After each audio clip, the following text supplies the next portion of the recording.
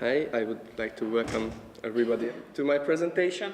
It's about landscape diversity modeling. I was wondering if I'm good to be the first one or I should be the last one. Anyway, I should not be in the middle in this conference. My topic is quite different as I have seen the other titles. First of all, I will speak a bit more global way about landscape, so not about one specific landscape, but as we can see in the title, about Central European landscape, which, well, doesn't exist.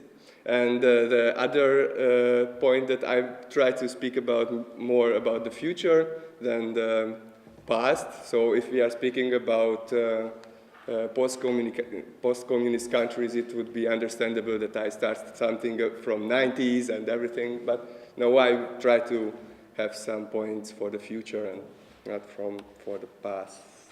First of all, I conceive landscapes to be some complex entity in the interaction between society and nature.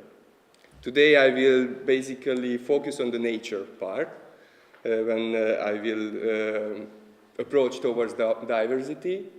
And even though when we are speaking about landscapes, I have this concept also which Professor Mölcsényi had in the middle of the century, that it is an anthroposociocentric concept. It is a very ugly word, but it basically says that landscapes exist only because there is someone, a human society, who can perceive it. Anyway, it would be only spatial heterogeneity. It becomes landscape diversity because we perceive this heterogeneity. We can see another definition of landscapes: mosaics of heterogeneous landforms, vegetation types, and land use. Even in the second word in this definition, there is heterogeneity.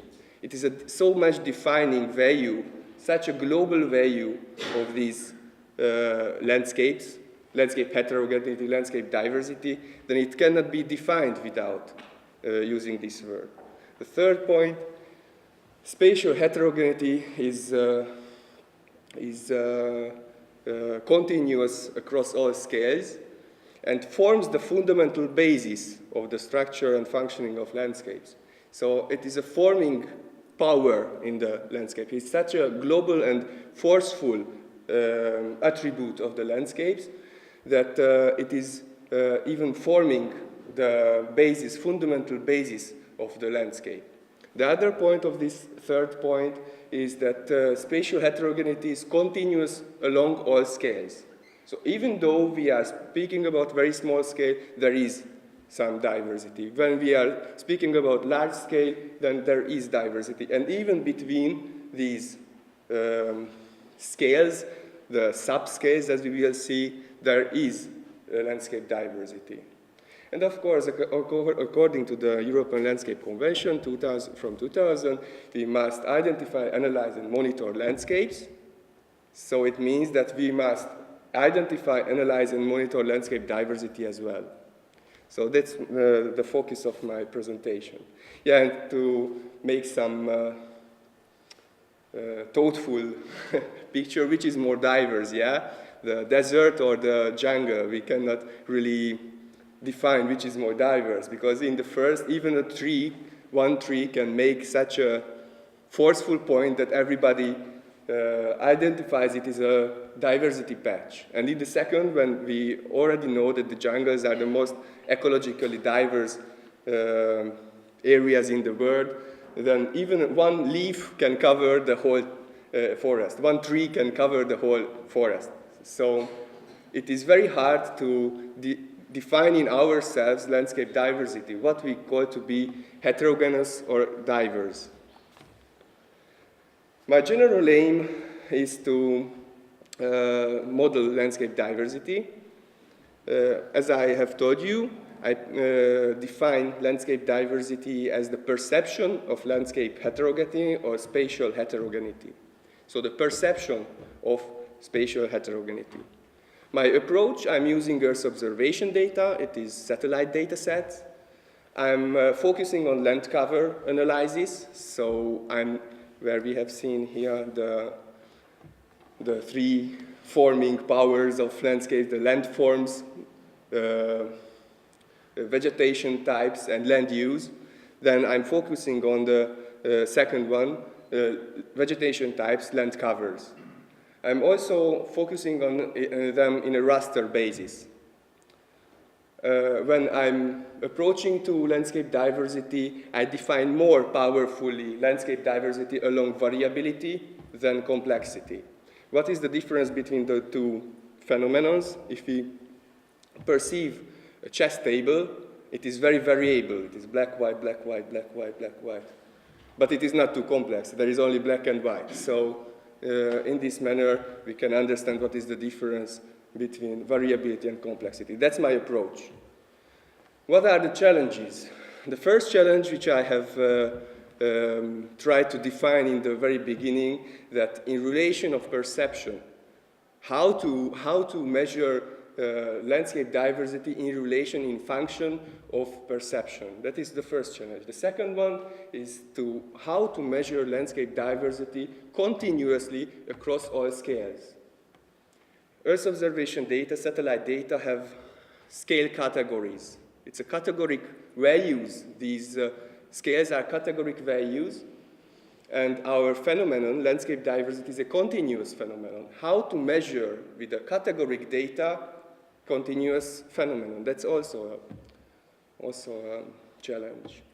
So I defined this inland methodology and the tools for inland, which means interscale landscape diversity modeling methodology. And here now I am to introduce you inland and to introduce you the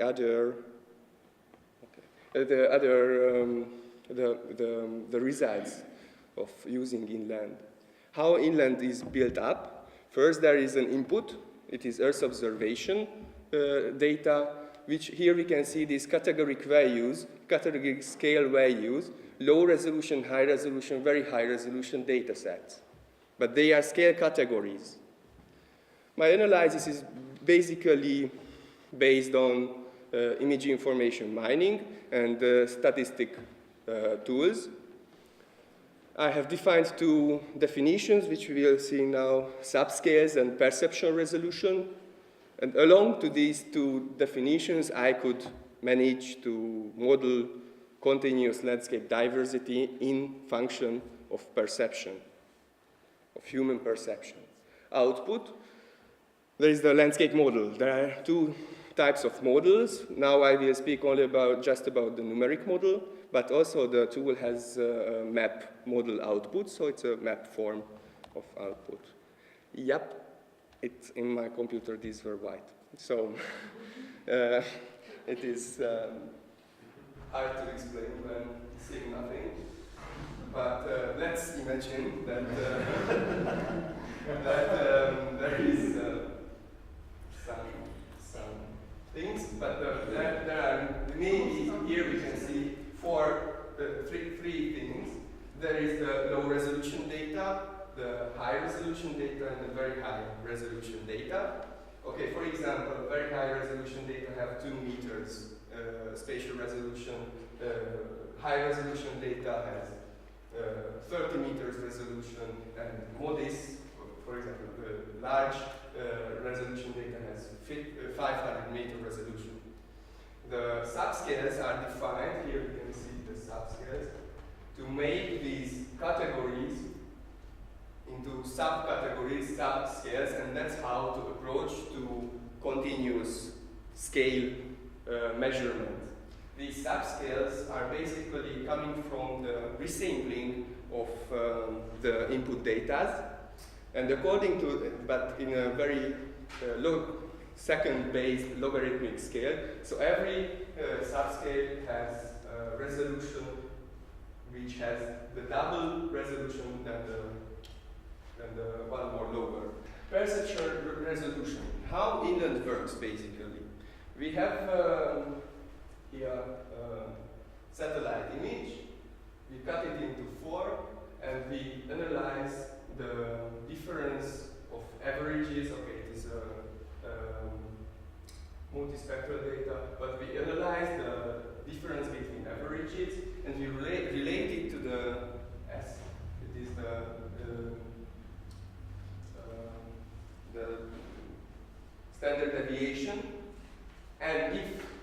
this one conceives to be similar to this one, then it is black. If the next one is conceived to be different, because this relation is, if it is bigger, the difference is bigger than the standard deviation, then it becomes to be heterogeneous. Heterogeneous, homogeneous. In the first subscale. The second subscale, the homogeneous parts are reanalyzed.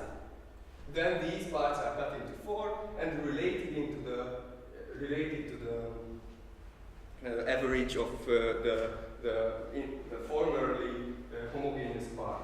Then there is already a decision making about diversity. This way, the diversity patches are defined. And as you can see that this computational methodology, we can see that we always relate the difference to the standard deviation, naturally. It is a critical value, yeah? But we can modify this critical value. If we are very, very strict, then we modify this critical value to be very small. Then, if we are very strict, we are kind of Dakota Indians, because we will understand very, very small differences in the landscape. There is a grass which is broken down, there was a deer running there. So we are very strict, we are Dakota Indians. If the value there, the coefficient here, is very small, multiplication, yeah? If it is very large, then we are infants who don't understand the relation, we are in a town or we are in a village. This D coefficient basically stands for the modeling of perception resolution. If we are very strict, we are Dakota Indians, it is very small, and we are defining these landscape patches, these diversity patches, along to strict or very convenient way. Okay, it's better. So, according to this methodology, there is the input image, and there is a Dakota Indian definition of the landscape, and there is the uptown infant definition of the landscape, diversity of the landscape. Here we can see that almost all the area is kept to be diverse. That's why it is white. When it is white, it's diverse. When it is black, it is homogeneous.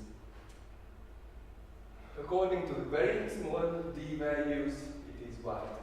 If it is very large, then it's more and more and homogeneous.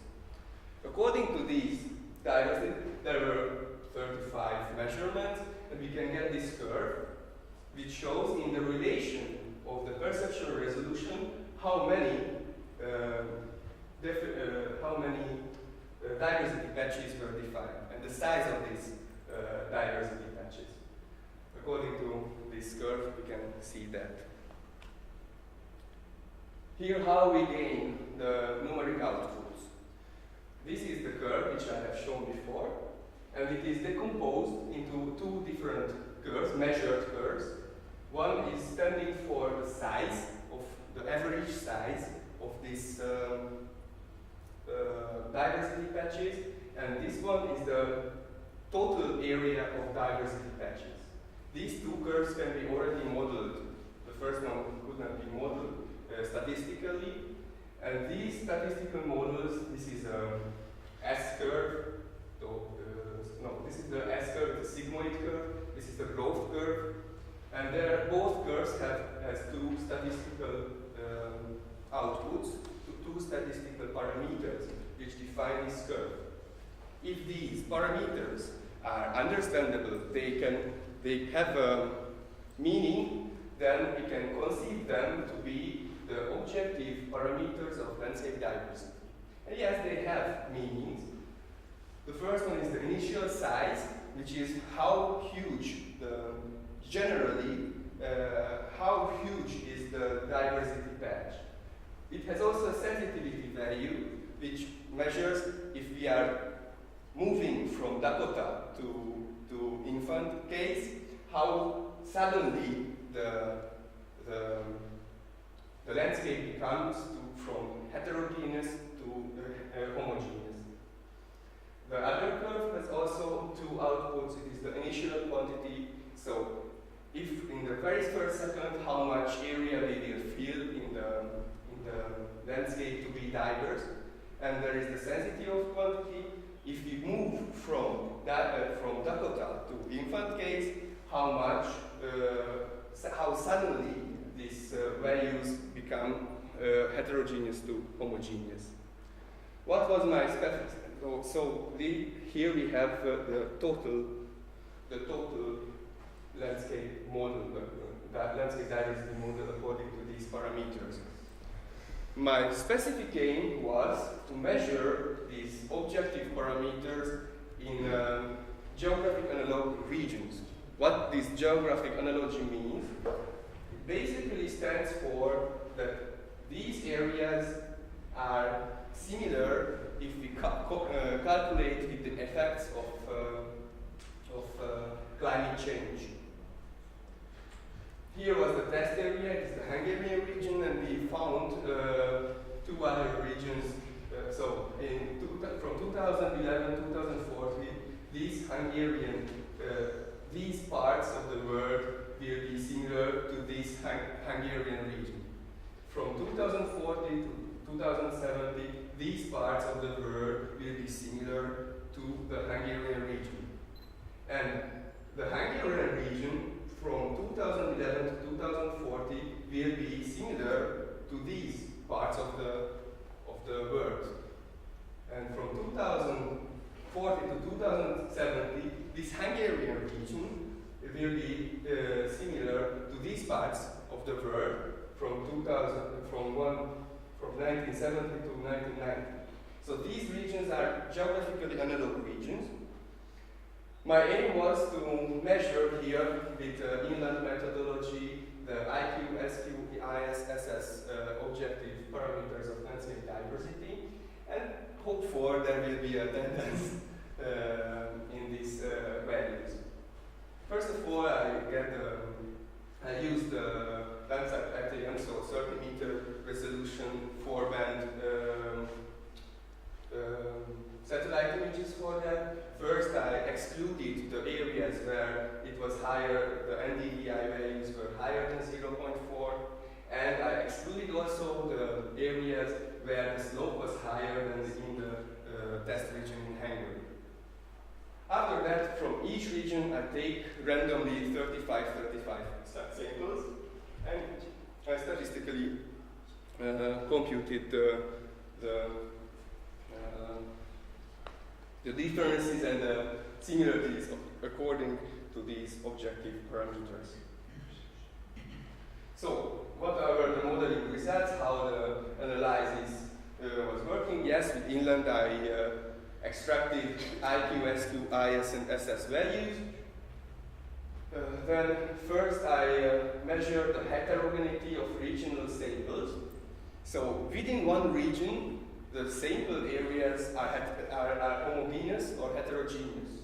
I used for that Cummins cluster analysis with 95% sureness of 5% significance level, and SQ, and my result was that SQ and IS values, so sensitivity of quantity and initial size were making them heterogeneous in this.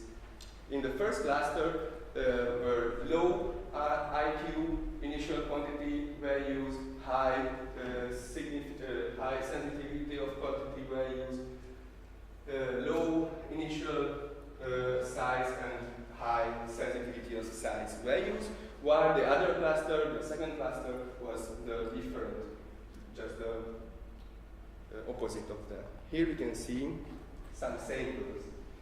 The first row is from the most northern Polish regions. The second row is for the southern Polish regions. This row is from Hungary. This row is from Romania. This row is from Bulgaria. And there we can see the cluster 1 and cluster 2. If you go back, initial sensitivity of quantity and initial size is different within regions, regions. So if we imagine what this initial this sensitivity of quantity can mean and initial size can mean, we can see, for example, example, it is very obvious that it's becoming more and bigger areas. Yeah? This way, bigger and bigger parcels. It is parcels. And between these two columns, we can also feel the difference that the parcel structure is much different. Yeah?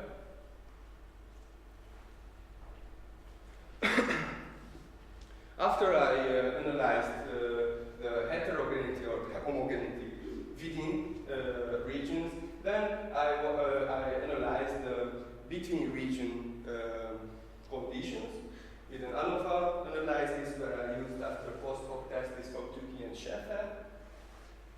Also, I made an analysis with 95% sureness, 5% significance level. And let's see, yeah, I have already written there that the sensitivity of quantity and initial size are the parameters along which it is sure that there will be a tendency according to these regions. Here in every column we can see the different analog regions. Here is the northern Polish, here is the southern Polish, here is the Hungarian, Romanian, Bulgarian analog regions. And here are the values. Basically this is the result.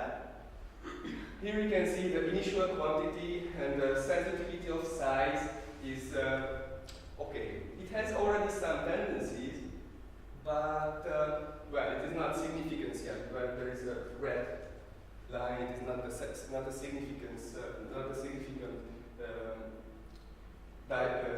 difference. But if we see the SQ and IS, here we can see the clusters which we were speaking before. Here we can see that the difference was already significant at 5% significance level, which is very high. If I have moved down this to 87%, all strings would have been green. So all differences would have been significant, but I stayed strict, so I did not do that. What you can see from these curves? From these curves, we can basically see that, okay, let's speak about the two, the sensitivity of quantity and sensitivity of an initial size parameters. Here we can see that there is a very nice tendency, and suddenly it is somehow goes wrong. Also, it has a very nice tendency, and somehow it goes wrong again. And here also, it is a very nice, and in Bulgaria and in Greece, somehow goes wrong. Also in the first, what happens then? There is a significantly different land use system in these regions. There is irrigation system in these agricultural areas. They are significantly different than the others. But we can also see that Romania, from between 2011 and 2040, will be similar to the Bulgarian and Greek regions. So in this time period in Romania, they will have to change the land use system.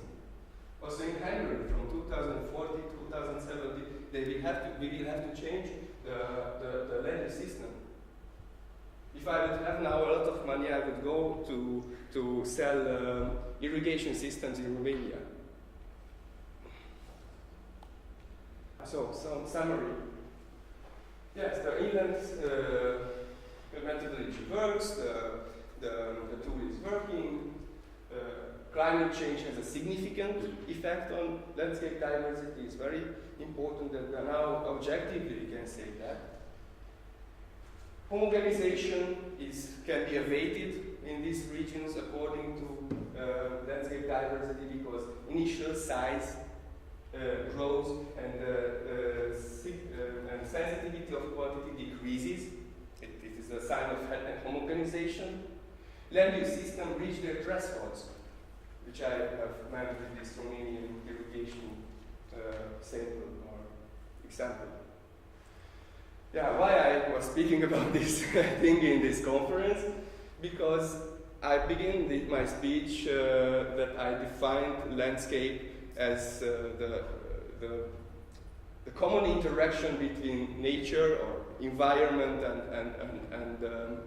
and culture. So if we are speaking about post-communist countries' landscape transformation, even if in a cultural way or even in a natural way, we should somehow relate them to the global environmental changes as well. And we should compute always in our heads with the synergies. Let them be positive or negative.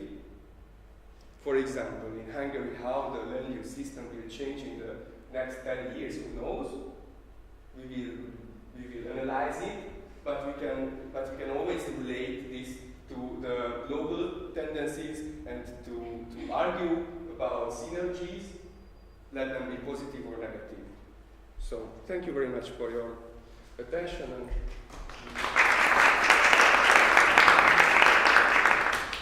And if you have any questions, clarifications, or comments on the presentation?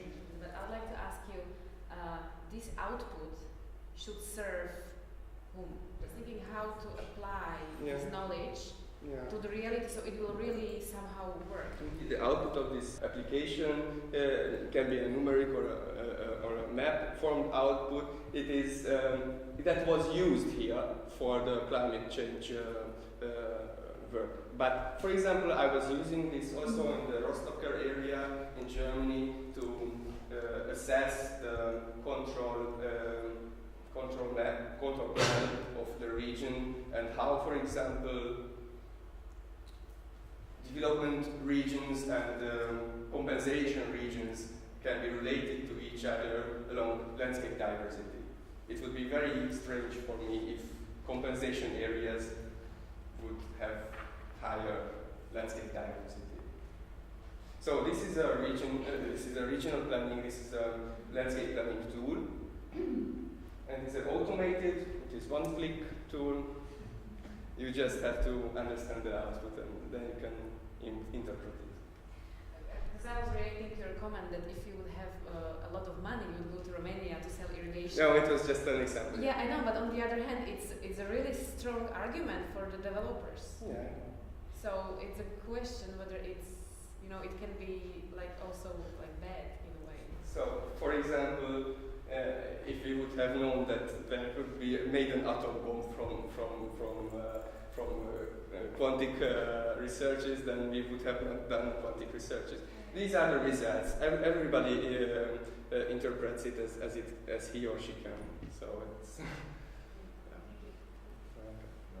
My question is whether it is possible to design the future or model the future when you are using like historical data based on the satellite pictures. No. What would you have to change to model the future? It is not possible because I also told you that I'm working with raster data. It is raster-based data, and okay, the application could be modified to use vector data. It is not a problem. But what vector? If we are speaking about historic maps, we can use them only in a vector way. And how vector ways are working, then one patch is 0, one is 1, the other is 1. So the difference is always absolute difference. Here between the two patches, it is between this patch and this patch there is a greater difference, and between this patch and this patch there is a smaller difference. So the difference here is a continuous thing. In a vector-based data set, it is always absolute. Where it is category data. So here we have a forest, and there we have water, and there we have arable land. There are 3 different categories. But here, the difference is continuous way. You've used the word perception in the very introduction, but the vantage point that you're looking from is not one that we normally perceive. So, what is the relation? How do you use this landscape perception? I understand. Okay. Basically, I don't use landscape perception. I just model it. I'm so generous. I'm saying it's from 0 to 5. I'm modeling with this, with this, I'm linearly modeling it. It would be very useful, but to really understand where are the perception groups, where are real perception groups. I just modeled here. It would be very nice to know that, okay, nowadays teenagers are basically from this perception group, and nowadays retired people are from this group. Yeah, it would be good to know the functional perception groups. Now I just modeled the landscape perception by saying linearly model from 0 to 5. I did it. Yeah, I don't know what is the real. I only know that 1 is the natural. When I multiplicate here with 1 is the natural difference. Thank you very much. Thank you very much.